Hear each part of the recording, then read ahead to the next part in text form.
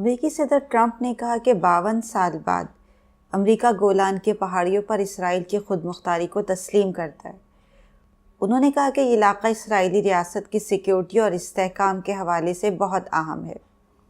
یاد رہے کہ گولان کی پہاڑیاں شام کا وہ علاقہ ہے جس پر اسرائیل نے 1967 سے قبضہ کر رکھا ہے۔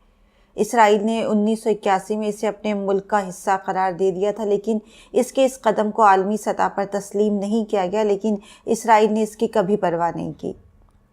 شام اس علاقے کی واپسی کا دعویٰ کرتا رہا ہے اور 1973 میں بھی اس نے اسے واپس لینے کی کوشش کی، لیکن اسرائیل نے اس کی یہ کوشش ناکام بنا دی۔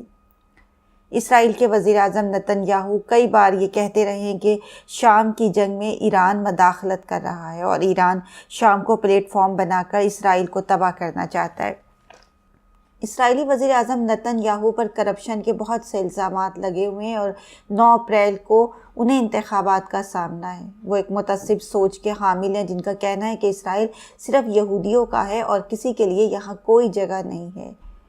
کیونکہ کرپشن کے الزامات کی وجہ سے ان کی ساکھ بہت گر چکی ہے، لہٰذا اسے بچانے کے لیے کچھ تو یہ ان کی اپنی سوچ بھی ہے اور دوسرے وہ مذہب کا کارڈ بھی کھیل رہے ہیں تاکہ ووٹر کی ہمدردی حاصل کر سکیں، کیونکہ انہیں اپنی ناکامی صاف دکھائی دے رہی ہے۔ لہٰذا ایسے موقع پر ٹرمپ کی طرف سے گولان کی پہاڑیوں پر اسرائیل کا دعویٰ تسلیم کرنے پر انہوں نے ٹرمپ کا شکریہ ادا کیا۔ گولان کی پہاڑیاں کیا ہیں، ان پر کیا جھگڑا ہے اور ان کی کیا اہمیت ہے؟ یہ کوئی 1200 مربع کلومیٹر پر پھیلی ہوئی پتھریلی سطح ہے جو شام کے دارالحکومت دمشق سے 60 کلومیٹر جنوب میں واقع ہے۔ اس علاقے میں تقریباً 30% یہودی آبادی ہے اور تقریباً 20,000 شامی لوگ رہتے ہیں جو اس زمین کے اصل باشندے ہیں۔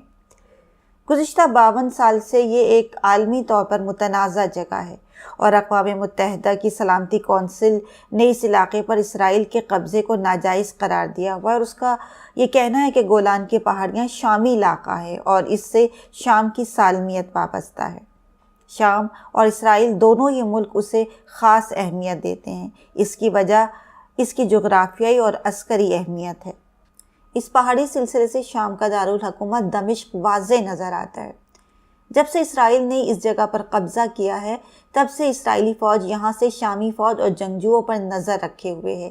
یہاں سے شمالی اسرائیل کا علاقہ بھی دکھائی دیتا ہے اور 1948 سے لے کر 1967 تک جب تک یہ پہاڑیاں شام کے پاس تھیں تو شامی فوج یہاں سے شمالی اسرائیل پر گولہ باری کرتی رہتی تھی۔ لہٰذا اس علاقے کا جغرافیائی محل وقوع اسرائیل کو شام کی طرف سے اگر کوئی عسکری حملہ ہوتا ہے تو اس کے خلاف تحفظ فراہم کرتا ہے۔ اس کے علاوہ اس بنجر علاقے کے لیے پانی بھی ان پہاڑیوں سے بارش کے پانی سے بننے والے ذخیرے سے حاصل ہوتا ہے جو اسرائیل کے لیے پانی کا ایک بڑا ذریعہ ہے۔ صدر ٹرمپ کے اس بیان کے بعد شامی حکومت نے اسے غیر ذمہ دارانہ کہا اور کہا کہ یہ امریکہ کی اسرائیل کے ساتھ اندھی تقلید کا ثبوت ہے اور وہ اسرائیل سے اپنے علاقے واپس لے گا۔ لیکن کیا ایسا ہونا ممکن نظر آتا ہے؟ حالانکہ آج تقریباً 1.5 ارب مسلمان ہیں، لیکن جس طرح ان کے اپنے اختلافات ہیں، جس طرح ان کا تفرقہ ہے، جیسے وہ ایک دوسرے کے گلے کاٹتے ہیں، تو کیا ایسی قوم کو اسرائیل جیسی طاقت کے خلاف ایک قیادت میں اکٹھا کیا جا سکتا ہے؟ جواب نفی میں ہوگا۔ اسرائیل کے خلاف اگر کوئی نظر آتا ہے تو وہ حزب اللہ ہے، جس نے اسرائیل کے قبضے سے اپنے کئی علاقے واپس لیے ہیں اور جو اس کا سامنا کر رہی ہے بڑی بہادری سے اور بڑی بے جگری سے۔ آج تک کسی عرب ملک کو یہ توفیق نہیں ہو سکی کہ وہ مزاحمت کی بنیاد پر اسرائیل کی طرف سے قبضہ کیے گئے علاقے واپس لے سکے۔ ایک طرف اسرائیل مسلمانوں کا کھلا دشمن ہے، جبکہ دوسری طرف عرب ریاستیں اسرائیل سے اپنے سفارتی، معاشی اور عسکری تعلقات قائم کیے ہوئے ہیں۔ صرف حزب اللہ، شام، ایران اور حماس کے گروپ ہی اسرائیل کے مخالف گروپ میں شمار ہوتے ہیں۔